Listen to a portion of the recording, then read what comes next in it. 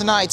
306 more Nigerians evacuated from Budapest, Hungary, where they had to cross to safety from the Russian invasion of Ukraine, arrived in Abuja.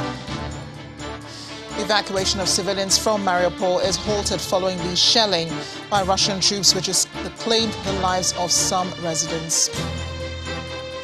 As President Muhammadu Buhari jets out to the United Kingdom for medical checkup, he says Vice President Yemi Osinbajo will be in charge of the country while he's away. And rights group Socio-Economic Rights and Accountability Project (SERAP) asked President Muhammadu Buhari to probe the spending of the nation's 4 refineries since 1999 following the recent fuel scarcity across the country.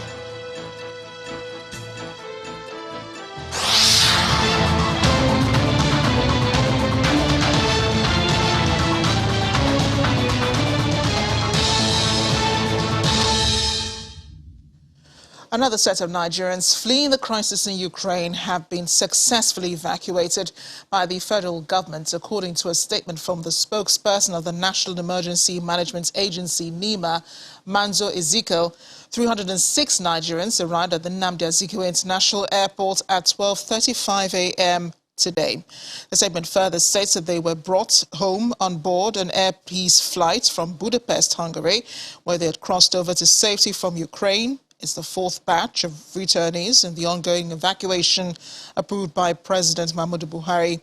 The returnees were received by the agency's director in charge of search and rescue, Air Commodore Edward Adedokun, who represented the agency's director general. Those who had relatives on the ground were released to them afterwards, while accommodation was provided for the others. $100 was given to each of the evacuees to aid their transportation to their various locations. Meanwhile, Nigerians in the northeastern Ukrainian city of Sumi say they have been assured that they will be evacuating Ukraine tomorrow. During an interview on our coverage of the Russian invasion of Ukraine, PhD student Linus Bakar said he received news that the Ministry of Foreign Affairs had arranged for them to leave the city by 9 a.m. local time tomorrow. Bakar explained why there were still Nigerians stranded in Sumi. So, Linus, you say today is relatively safe, but you're still in Sumi. Why haven't you left? Well, there was nowhere to leave. A lot of people tried leaving, though some succeeded, some didn't. But, we tried everything to leave as groups, as individuals.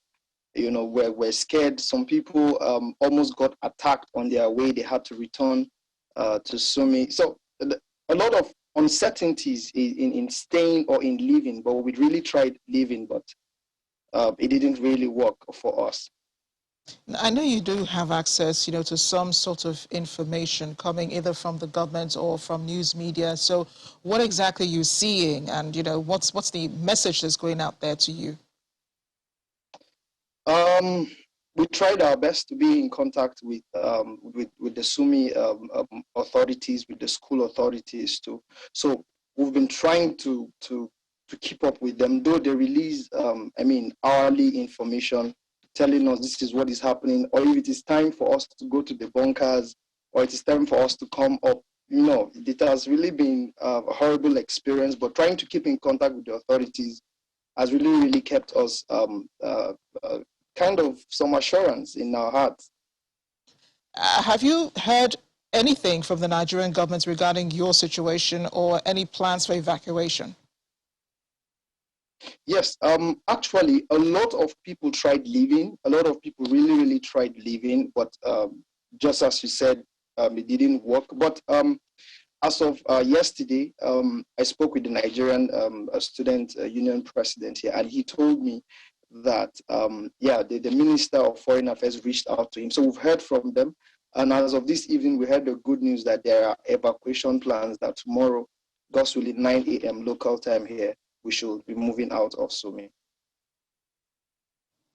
Resident evacuation from the Ukrainian city of Mariupol has been stalled a second time, according to the International Committee of the Red Cross, which was hoping to start evacuating 200,000 people from the besieged city.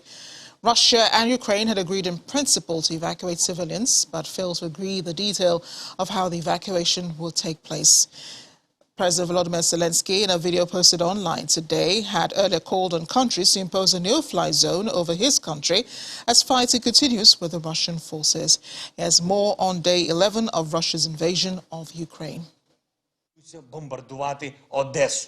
President Zelensky made the plea to world leaders, saying, quote, "We are people, and it is your humanitarian duty to protect us, protect people, and you can do it.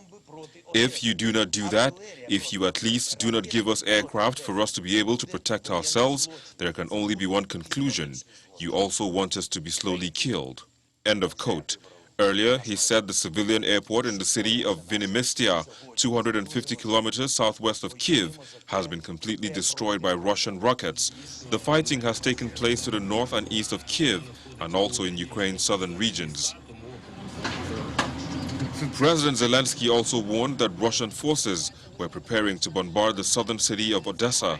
Almost 1 million people live in the historic port city on the Black Sea coast, which is close to the Moldovan border and the Russia-backed breakaway Moldovan region of Transnistria.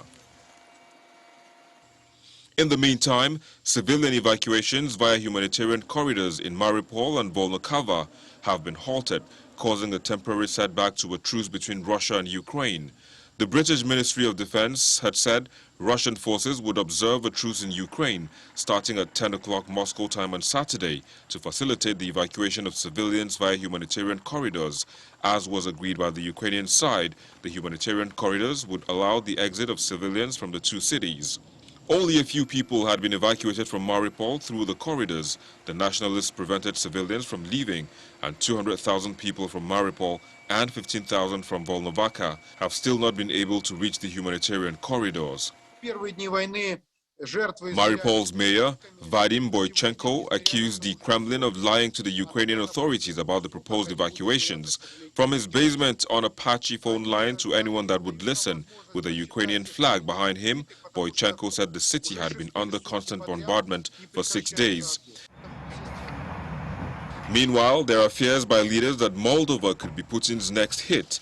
U.S. Secretary of State Antony Blinken today reassured Moldova's leaders that the U.S. would rally international opposition to Russian aggression whenever and wherever it occurs. Countries have a right to choose their own futures. Moldova has chosen the path of democracy, a more inclusive economy, a closer relationship with the countries and institutions of Europe. The United States supports Moldova in those efforts, grounded in our respect for the neutrality that's enshrined in Moldova's constitution. No one knows when the war will end. Russian President Vladimir Putin says Russia will only halt its military operation if Ukraine stops fighting and Moscow's demands are met. Russia insists its invasion of Ukraine by land, air and sea is a special military operation, which the president claims without any evidence is needed to denazify the country. He has reiterated that the assault is going according to plan and on schedule. Meanwhile, opinions are still being proffered on how best to address the Russia-Ukraine crisis. The president of the Association of Foreign Relations Professionals of Nigeria, Ambassador Gani Lawal, believes that getting the various sides to accept compromises is the only way to return to peace. Ambassador Lawal told Channels Television's Ladi Akeredolele Current Affairs program Newsnight that Russia is justified to feel threatened by the move of Ukraine to join either the North Atlantic Treaty Organization or the European Union, because in its view, that threatens its own view of regional security. There's always a red line. The case of Ukraine is so volatile and very provocative that it's located in the doorstep of Russia. And as such, Russia is justified to think that, what's going on? We have to stop this. And that's why Putin said several times that on 5 occasions, those are the things he was pointing to, that part of the agreement that led to the dissolution of USSR was that none of these countries would join Western alliances, especially military alliances. But we see how the thing has been playing out, and then because Russia has been playing underdog all along, but at the time when it gets to its jugular, naturally, it's going to react. Well, some analysts have said that in the case of final conflagration, it's likely the Western powers will subdue Russia. But somebody like Putin will not accept anything like that. What is going to happen is that none of us living here, according to him, will live to tell the story. What it means is that he's going to go for the nuke button. And we are not ready for that. So we will continue to see how we can, pacify the two sides, especially Russia, to try not to go all out full war. At the same time, get the Western allies to accept some compromises. Let Ukraine be. Let it be a buffer country between the two, and let it continue to play its role for its citizens, rather than use it, to foment trouble for one superpower. That is going to be the compromise that we here, we probably will support. You can watch the full interview with Ambassador Lawal on Newsnight. It airs tomorrow, Monday, March 7th, 2022, at 9 p.m. right here on Channels Television.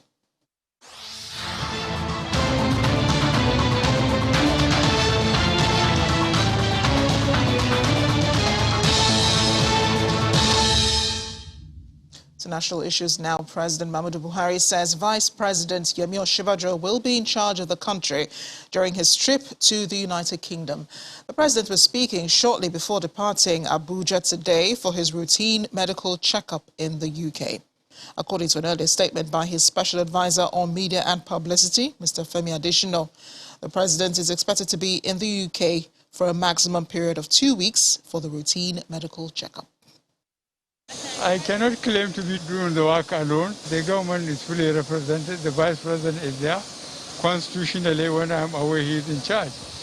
And the secretary to the government, and then the chief of staff. So no problem. Some Nigerians are expressing doubts regarding the ability of your party to conduct its national convention successfully. What will you tell them? Well, they should wait and see. How do we come as a party to take power from the ruling party who had been there before us for so many years? So we have the capacity. Everything will be all right. Vice President Yemi Osinbajo has expressed his views on seeking constitutional roles for traditional rulers in Nigeria. The Vice President said this during a courtesy visit of the Uwe Kingdom, His Majesty Dr. Emmanuel Sidesho, and the Olu of Warri, His Majesty Ogeme Atuase III, during which he commended the notable role of traditional rulers, especially those in the Niger Delta region, in sustaining the peace in the nation, recalling the youth restedness that existed in the past. Professor Osinbajo, who was in Delta State for another event, was accompanied to the royal palace of both kingdoms by the Deputy Governor of Delta State, Kingsley Otuaro, and the National Chairman of the Nigerian Bar Association, Olumide Apata. The traditional leadership of our country holds a moral place in the lives of our people and in the esteem of our people. And it is that moral place that we very frequently have to call upon in order to mediate some of the conflicts that give rise to the security challenges that we have.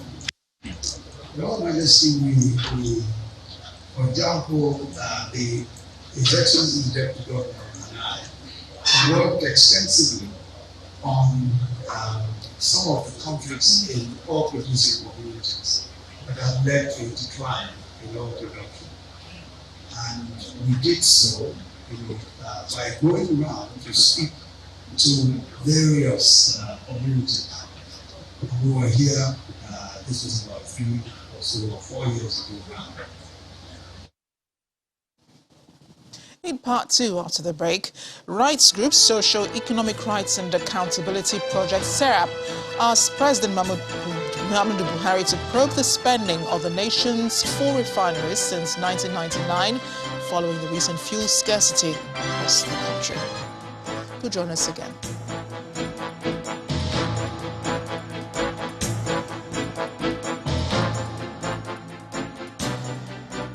Welcome back. If it has joined us watching the news at 10 live on Channels Television Lagos.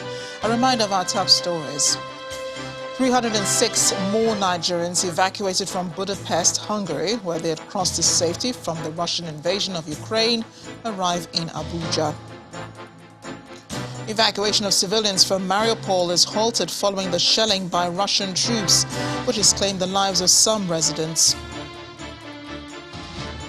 As President Muhammadu Buhari jets out to the United Kingdom for medical checkup, he says his vice president will be in charge of the country while he's away. And rights group Socio-Economic Rights and Accountability Project SERAP asked President Buhari to probe the spending of the nation's 4 refineries since 1999, following the recent fuel scarcity across the country.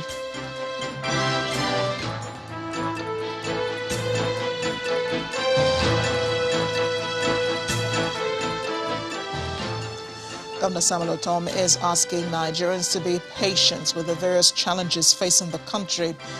The Benue State Governor, who made the call in Kwande local government area of the state while receiving decampees from the APC and other opposition parties into the PDP, says Nigerians should choose their leaders wisely at the 2023 general elections.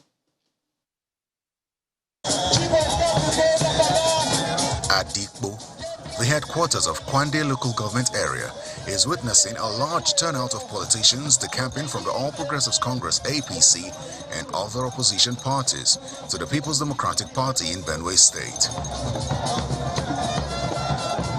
It's a season of political realignment and strategizing as the 2023 general elections approach. Before that process could be ongoing, we needed to have the zoning. So the governor accepted that what I said was correct. He has already directed the party machinery to ensure that the process is set in motion to ensure that the governorship is zoned. Worried by the incessant security and economic hardship in the country, a federal lawmaker from Benue State is asking Nigerians to vote wisely during the 2023 general elections.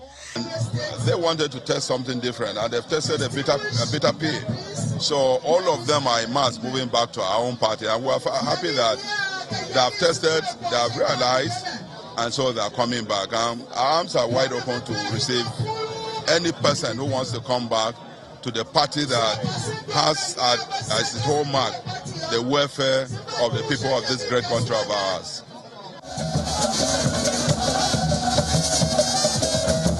As Governor Samuel Ortom makes his way to the podium to receive the decampees, the need to rescue and secure Nigeria is top on his mind while addressing the gathering. By the grace of God, PDP is going to take over the mantle of leadership at the national level. At the recent elections at the Federal Capital Territory, where we won 3 chairmanship and 44 councillors out of 62. It's a clear indication. And I want to assure you that even the other chairmen, the 3 chairmen that were won by APC, it was rigging. As chairman of the campaign council, I'm still pursuing it through legal means. And by the grace of God, we're going to recover the other 3 so that we shall make 6 chairmanship out of 6 in the Federal Capital Territory. Governor Ortom also asks the new members to join forces and ensure that Nigeria is rescued from the challenges plaguing the country. A former emir of Kano, Muhammad Sanusi II, has cautioned purveyors of fake news to desist from acts capable of escalating the insecurity in the country. Speaking in Gusau, the Zamfara state capital, during the celebration of the 36th International Maulud Day, Mr. Sanusi called on Nigerians to engage in fervent prayers in order to surmount the current security challenges bedeviling the nation. He explained that the gathering of millions of Muslims in Zamfara state is a sign that peace is returning in the state in particular and the country at large.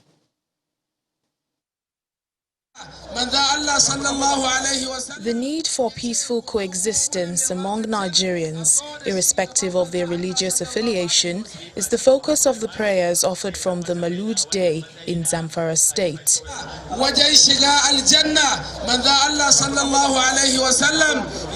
A former emir of Kano State takes advantage of the occasion to caution purveyors of fake news to desist from doing that in order to de-escalate the insecurity challenges bedeviling the countries.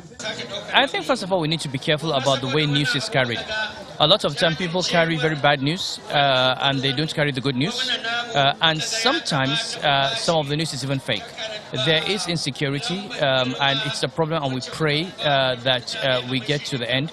But I think it's not as bad as it used to be, and we'll have to continue working and praying that Allah brings an end. Not just in Zamfara, we've got Katsina, you've got the northeast, you've got different parts of the country. We hope that with the improvements in the economy and greater and better leadership across the board, we should get things better.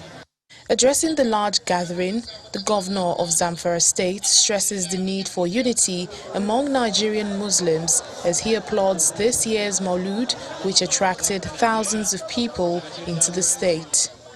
Dissemination of this message of peace, love, piety and moderation will help in building bridges across all divides, restoring peace and building a better society.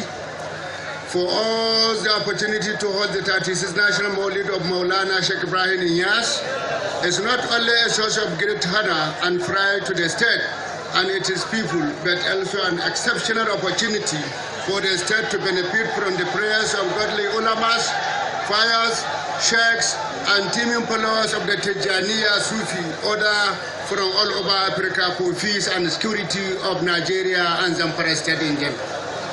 The occasion was attended by hundreds of thousands of Tijaniya sect followers from across the world under the chairmanship of the World Tijaniya sect leader, Sheikh Mohammed Mahi Niyas from Senegal. Warring residents of Jolly and Shomo communities in Lao local government area of Taraba state have agreed to sheath their swords, put their differences aside and embrace peace. They demonstrated this when both communities came together to sign a peace accord, promising to desist from acts capable of igniting crisis. The action comes after killings and destruction of property by the two neighboring communities over ownership rights of a fish pond, which has lasted more than 30 years. Since the existence of Gongola State more than 30 years ago, this now deserted fish pond, located in Marmi community of Lao local government area of Taraba State, has been at the center of bloody clashes between the Jole and Shomo communities in Lao local government area of Taraba State. Despite efforts to stop the needless bloodshed, the battle for right of ownership of the pond raged on as the two communities at some points attacked each other. Worried by this trend, the present administration set up an 8-man judicial commission of inquiry in September 2020 to find out the precise cause of the crisis and uncover those sponsoring the attacks. After 18 months, the judicial panel of inquiry concluded its findings with white paper recommendations, which includes seizure of a contentious fish pond, boundary demarcation between the two communities, as well as construction of health centers, classrooms, and return of properties forcefully taken. The warring communities have also resolved to live in peace and are before the state government to sign the peace accord.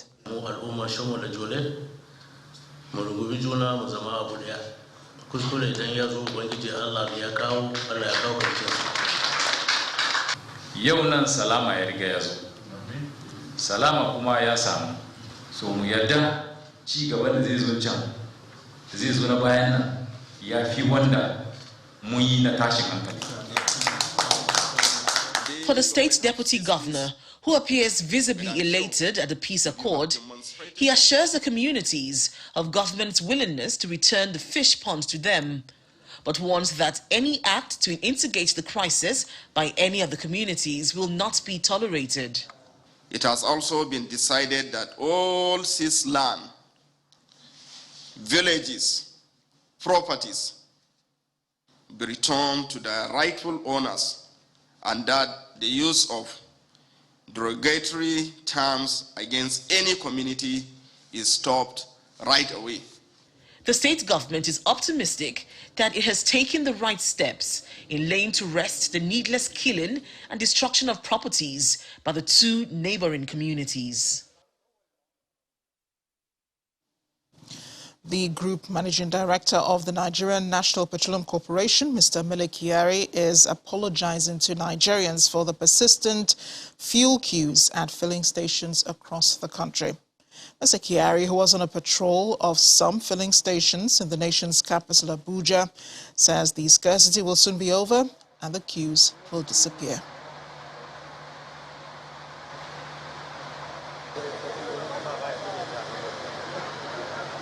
Come in here.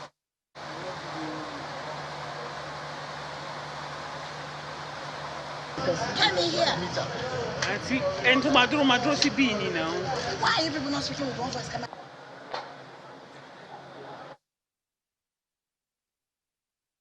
Yes, because we are happy normalcy is returning. We are loading product all over the country in all the depots 24 hours. Truck numbers are increasing. Normalcy is returning gradually. We have seen the situation in Lagos and Abuja have greatly improved. We are very sure that normalcy will return very soon. That is why we are here to ensure that our stations sell 24 hours. And not only that, to make sure that normalcy quickly returns to our country. And of course, what is also very, very true is that, Mr. President is constantly coming in picture of what is happening. He's updated every moment. He's given us all the direction and steer and support that we require. We are very, very happy with the support that we are getting from him, including the Minister of State for Petroleum Resources. Everything is on course. We are working very closely with the authority that is trusted with the responsibility of regulating what is going on. Not only that, we are working with the government security agencies, particularly the Department of State Service, to ensure that products get to the stations, and there are also continuous sales in the station. We believe that normalcy will come very, very soon, and we also apologize to Nigerians that this difficulty is here, but we're getting out of it. Meanwhile, the Socio-Economic Rights and Accountability Project, SERAP, is asking the federal government to probe the spending on the country's 4 refineries and alleged corruption and mismanagement of budgeted funds for the rehabilitation, operation and maintenance of the refineries since 1999. The rights group urged the president to direct the Attorney General and Minister of Justice and other relevant anti-corruption agencies to take necessary action and bring convicted culprits to book. In a letter, SERAP argues that the allegations of corruption and mismanagement in the oil sector have contributed to the importation and distribution of bad fuel, causing environmental and economic problems across the nation. It notes that the importation and distribution of bad fuel and the current fuel scarcity shows the need for effective accountability measures to identify, expose and punish allegations of corruption in the sector. Still ahead on the news at 10, National Drug Law Enforcement Agency recovers large number of tramadol tablets in Delta, Bauchi and the Murtala Mohammed International Airport in Lagos. Do join us again.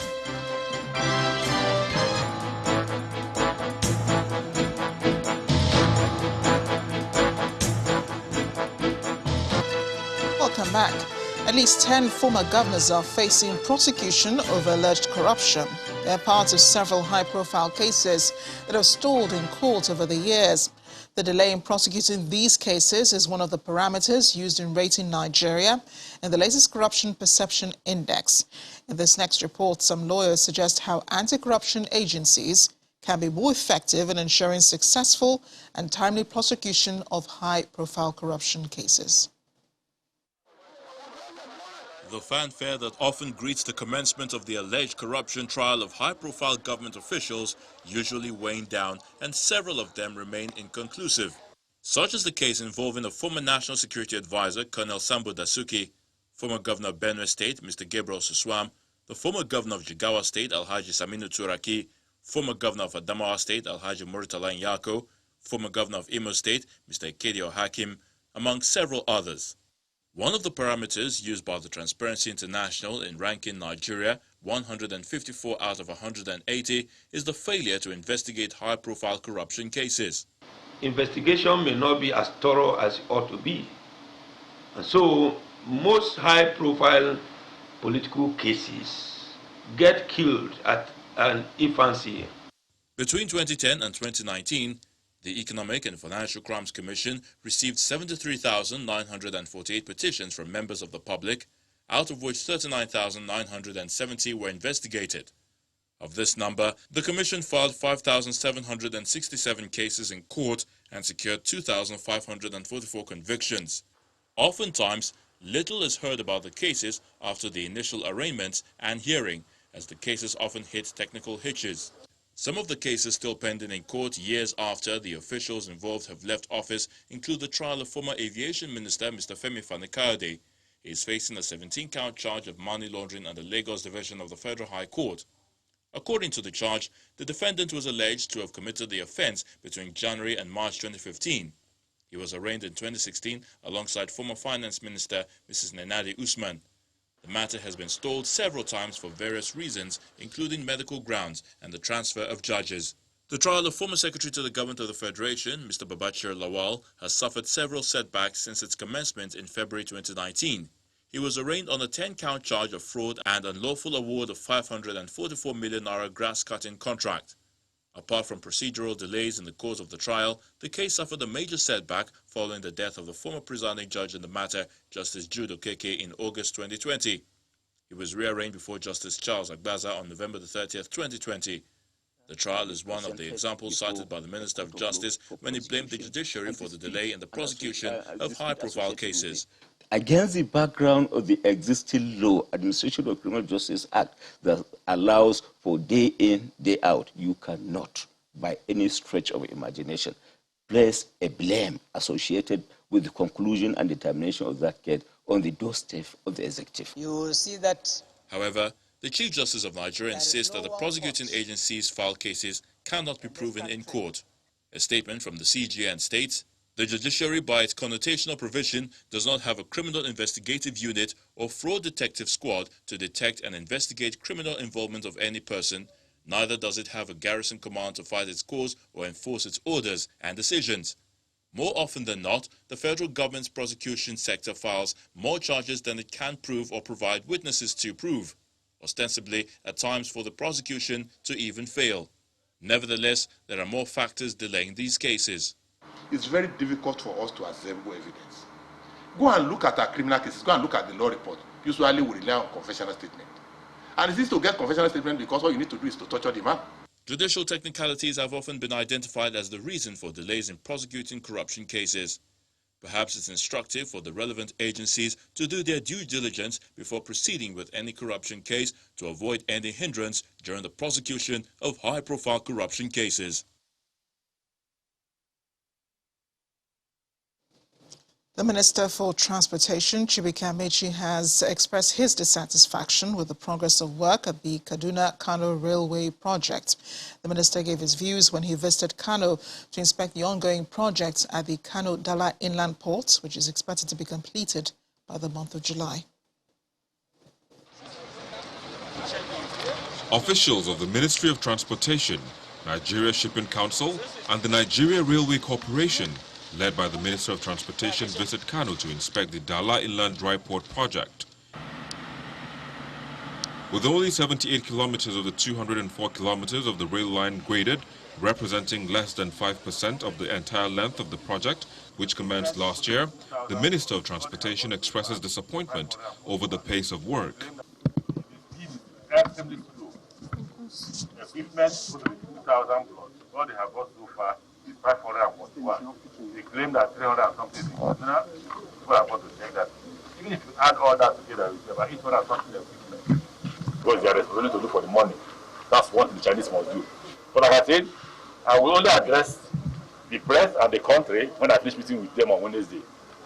Then I will tell them my mind. If there is no difference, then I will tell the country what is going on. The Managing Director, Dala Inland Dry Port, however, assures the Minister that by the 31st of March, the port would be ready for the Minister to declare it open as the port of origin and destination, stressing that relevant experts have been recruited to commence operations.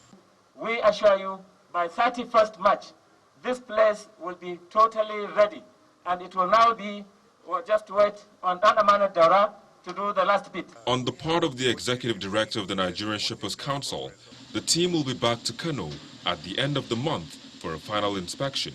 From the perspective of the Shippers Council, the last time we came, we have a coordinating team that is reporting to us progress on a weekly basis. And as at the last reporting, the level of completion of this dry port was about 80%. We haven't gotten the last reporting yet, so I'm not able to confirm if they've gone beyond the 80% that was reported. But the final assessment of this whole project will be done at the end of the month when the minister is going to come back, and we're all going to come back as a team. The Dala Inland Dry Port, when completed, is expected to start commercial operations in July as a port for export and import of cargoes. In other news, operatives of the National Drug Law Enforcement Agency, the NDLEA, have intercepted over 290,000 tablets of tramadol, diazepam, swinol, Exol 5 and other illicit drugs in major operations in Delta, Bauchi and the Murtala Mohammed International Airport in Lagos. According to the agency, a total of 41 suspects were arrested during a raid in Abuja and in Kaduna State. Another suspect was arrested at Isile-Azagba Junction with 21,160 tablets of swinol and 66,000 tablets of rifonol, weighing 71.6 kilograms en route to Onitsha, Anambra State from Benin in Edo State. In the same vein, officials of the NDLEA recovered 8,000 capsules of tramadol, 5,000 tablets of diazepam, and 97,500 tablets of Exol 5 seized from a commercial bus en route to Ibadan from Onitsha. Meanwhile, the suspect was arrested with 24 kilograms of cannabis concealed in 2 sacks of used clothing along the Abuja-Kaduna Express Road, where another suspect was arrested with fake dollar bills amounted to $100,000. At the Lagos airport, another suspect has been arrested at the Sako export shed with 1.550 kilograms of cannabis concealed in cereal packs meant for Dubai, the United Arab Emirates. Some experts believe that technical education facilitates acquisition of practical and applied skills among students. With this in mind, Governor Willie Obiano of Anambra State has commissioned a 750-bed capacity hostel facility at the Government Technical College in Enugu-Agidi. The governor says it's part of his vision to make technical schools in the state globally competitive. The Enugu-Agidi Technical College is one of the 12 technical colleges in the state and the 4th to have its 750-bed capacity smart hostel commissioned. The students here have distinguished themselves with their ingenuity on display in their projects. Upon arrival, Governor Willie Obiano is well received and felicitates with staff of the college. In his remarks, the State Commissioner for Basic Education notes that Governor Obiano's determination to raise students with global academic competitiveness has continued to boost learning in Anambra State. The school principal also offers heartfelt gratitude to the governor for citing the edifice in their institution.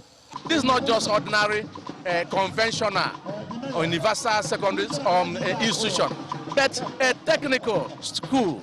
And it's through this kind of institution that these people in the Western world build aeroplane. So I can bet you that here we'll be able to groom our greater tomorrows.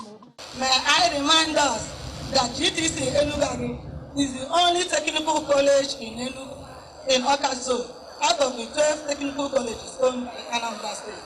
Thus, it is a big blessing and word of commendation for our visionary leader and governor to have cited ultra-modern hostel in these technical schools owned by the state, among which is imposing edifice before us. For Governor Willie Obiano, technical education is the way to go, and his administration has done well in boosting the capacity of the 12 technical colleges in the state. We believe that instead of looking for work, we should give our young people basic skills to start life early and not looking for white-collar job. It's very important. And that's a plus for this administration. We lead our talk. We said we want to see that technical education their name. We got 28 of their subjects accredited by the Technical Board of Nigeria in education. Afterwards, the governor, alongside some House of Assembly members, as well as the school authorities, proceeds to inspect and commission the facility.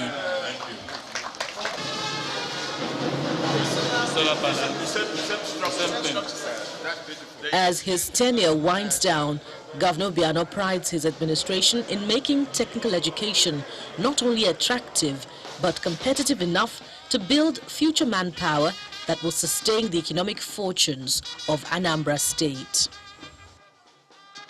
A total of 190 billion naira has been appropriated in the 2022 budget for the conduct of the National Housing and Population Census 16 years after it was last conducted. The funds, according to the government, will aid in the provision of infrastructure, training and sensitization, as well as the deployment of technology for the exercise. However, this exercise is holding as the nation prepares for another general election in the first quarter of next year. This report takes a look at the impact the preparation for the election could have on the exercise. Nigeria is preparing for another national housing and population census, 16 years after the last exercise. Although no date has been fixed, the National Population Commission has fixed the exercise for this year, less than a year before the 2023 general elections. The conduct of both exercises comes with massive deployment of personnel, technology, and perhaps more importantly, funding. Both bodies are preparing the technology and the personnel for the conduct of the exercise. For instance, the Independent National Electoral Commission has been deploying technologies like the Bimodal Voter Accreditation System for elections, and the 2022 Electoral Act now allows the Commission to electronically transmit results. The National Population Commission has completed the enumeration area demarcation, a methodology that divides the entire country into smaller units for easy conduct of the exercise. Out of the 774 local governments, we've been able to demarcate 772. Only two are outstanding, and some pockets of areas that could not be accessed during because of the insecurity challenge we have. However, there are other technological options for the exercise in view of the burden of conducting both exercises within a year. One of the ways to deal with this issue is to ensure that National Identity Management Commission is, supported to continue to have a continuous, registration of Nigerians. With that, you can quietly actually even do your census without politicization. Funding is another critical part of both exercises. President Muhammadu Buhari has earmarked the sum of 190 billion naira for the conduct of the 2022 census, whereas the Independent National Electoral Commission had proposed to spend 305 billion naira for the conduct of the 2023 general elections. Many Nigerians have been wondering, why are you doing election? Why are you doing census when it is just a year to the general election? There are going to be some challenges, logistic challenges, and for the fact that it is an election period, some people will give meaning and interpretation and will have a negative feeling that you are doing it for some reasons. One, because you wanted to use public taxpayers' money to run personal elections of some individual. So the best way is to organize census so that there will be justification for spending money. If the plan for both exercises proceeds as scheduled, it will not be the first time. In 2006, census was conducted in March and the results were published in December. A few months later, specifically April 14 and 21, Nigerians went to the polls for the 2007 general elections. However, controversies trailed the outcome of the census back then. Hopefully, these exercises will be delivered as planned, devoid of controversies. Beyond our shores now, countries in Africa have been urged to increase investments in research and development to at least 1% of gross domestic product, as recommended by the African Union. It's one of the key messages adopted at the end of the 8th session of the Africa Regional Forum on Sustainable Development, dubbed Kigali Declaration. The Kigali Declaration says these investments will boost capacities to generate technologies and innovations to support sustainable use of land and water ecosystems, build climate and disaster-resilient economies and societies. Our correspondent, Ayola Kasim, reports. The 8th African Regional Forum for Sustainable Development opened with a reminder for Africa to acknowledge the progress the continent has made towards targeting 2030 and 2063 and to improve upon them. At the end of the day, the Kigali Declaration delivered 20-point key messages which majorly demand that developed countries facilitate equitable access to COVID-19 vaccines to enable African countries to recover faster, and also call on African nations to also leverage new tools, innovative solutions and technology, including through enhanced partnerships with the private sector, academia, non-governmental and civil society organizations to build strong, agile, sustainable and resilient national statistical systems.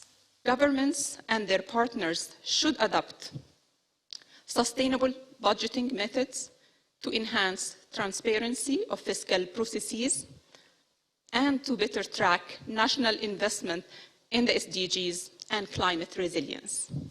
The need to strengthen institutional capacities across the continent in order to enforce laws and regulations on the sustainable use of marine resources, to open up new opportunities for gender-sensitive and inclusive blue entrepreneurship, innovation, finance, value chains and trade, and to support the Great Blue Wall Initiative to build climate-resilient societies and economies were all covered. The ownership of these agendas is so critical. We need to domesticate them. We need to integrate them in our national plans and monitor, measure the progress, identify challenges, find solutions in order to accelerate the implementation of the two agendas for the benefit of our people. The Rwandan government will present the key messages on behalf of Africa at the meeting of the High-Level Political Forum on Sustainable Development to be held in New York in July, also at COP27 in Egypt, and at other sub-regional, regional and global forums convened to accelerate the implementation of the Agenda 2063 and 2030 agenda. As delegates leave Kigali, the real work begins, the work of implementing the key messages adopted here at this forum to ensure that we not only have the Africa we want, but a continent that leaves no one behind. From the Kigali Convention Center in Rwanda, Ayola Kasim, Channels Television News. Scores of Rohingya refugees have landed in Indonesia's Aceh province seeking help from locals. Authorities have been unsure how long the 114 refugees, including 35 children, have been traveling on their boats and arrived in Biren, Aceh. One villager said the Rohingya refugees walked into his village to ask for protection. Back in December, Indonesia allowed over 100 Rohingya refugees, majority women and children, to land despite initial hesitancy. Indonesia is not a signatory to the 1951 UN Convention on Refugees and is predominantly seen as a transit country for those seeking asylum to a third country. Rohingya Muslim refugees from Myanmar have for years sailed to countries such as Malaysia, Thailand and Indonesia between November and April when the seas are calm. Truckers in the United States crowded roads in Hagerstown, Maryland, 90 minutes from Washington, with plans to move into the capital in protest of COVID-19 mandates and inflation over the weekend. Truckers have been driving from different parts of the country, including California, to the D.C. area for more than a week to protest a range of issues ranging from mask requirements to soaring gas prices. Inflation in the U.S. skyrocketed to its highest level in 40 years in January, with price rising from 7.5% from a year ago, according to the Bureau of Statistics. Gas prices keep climbing higher in the country as the national average for a gallon of regular gasoline rose $3.92 to US on Saturday, almost 10% increase from 1 week ago and almost 50% increase from last year. North Korea says it has conducted what it calls another all-important test for reconnaissance satellite systems, a day after regional military authorities have reported the launch of a ballistic missile from the country for the second time in a week. The country's National Aerospace Development Administration and the Academy of Defense Science conducted the launch under the plan of developing a reconnaissance satellite. News media says through the test, the NDLEA confirmed the reliability and reception of the satellite, its control command system, and various ground-based control systems. Like the test on February 27, state media KCNA did not elaborate on the type of rocket used in the launch, but authorities in South Korea say it appeared to be a ballistic missile fired from an area near Pyongyang, where its international airport is located.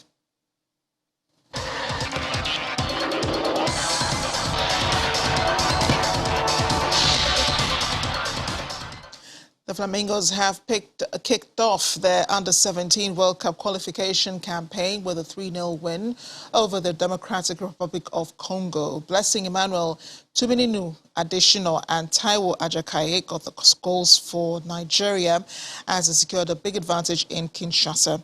Both countries will face off again in second leg in 2 weeks in Benin City. Still neck and neck at the top of the Nigerian Professional Football League after Rivers United and Plateau United recorded 2-0 and 1-0 wins on match day 17 with only 1 point separating both teams. Elsewhere, MFC FC lost at home by 2-1 against Kwara United. Remo Stars thrashed Sunshine Stars 3-0. Dakada beat Ayimba 2-0. Wiki Tourists edged Lobi Stars 1-0. Abia Warriors held Akwa United goalless, while Kano Pillars recorded a 2-0 win over Nasarawa United. And in the English Premier League, Manchester City's lead on top is back to 6 points after beating Manchester United 4-1 at the Etihad. Kevin De Bruyne gave the host the perfect start in the 5th minute, but Jadon Sancho responded for United on 22 minutes. However, the equaliser did not last long as De Bruyne again restored City's lead 6 minutes later. Riyad Mahrez extended their lead on the 68th minute to make it 3-1 before wrapping up the points with another goal in injury time. Arsenal are up to 4th in the Premier League after beating Watford 3-2 at the Vicarage Road. Arsenal took an early lead through Martin Odegaard, but Cucho Hernandez's brilliant overhead kick brought the scores level 6 minutes later. Bukayo Saka provided a fine finish on his own to restore Arsenal's lead on the 30th minute before Gabriel Martinelli made it 7 minutes into the second half. Watford scored again through Musa Sissoko on 87 minutes, but could not complete the comeback as Arsenal held on for all 3 points.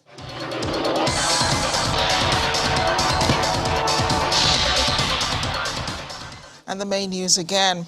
Another set of Nigerians fleeing the crisis in Ukraine have been successfully evacuated by the federal government from Budapest, Hungary. The returnees are the 4th batch in the series of evacuations approved by the president. Also today, the Ukrainian government approved the evacuation of Nigerian students stranded in Sumi from Monday. We also brought you the report that President Muhammadu Buhari today said that Vice President Yemi Osinbajo will be in charge of the country while he's away. The president said this while on his way out to the United Kingdom for routine medical checkup. That'll be all on the news at 10 tonight. Thanks for watching. I'm Amarachi Ubani. Good night.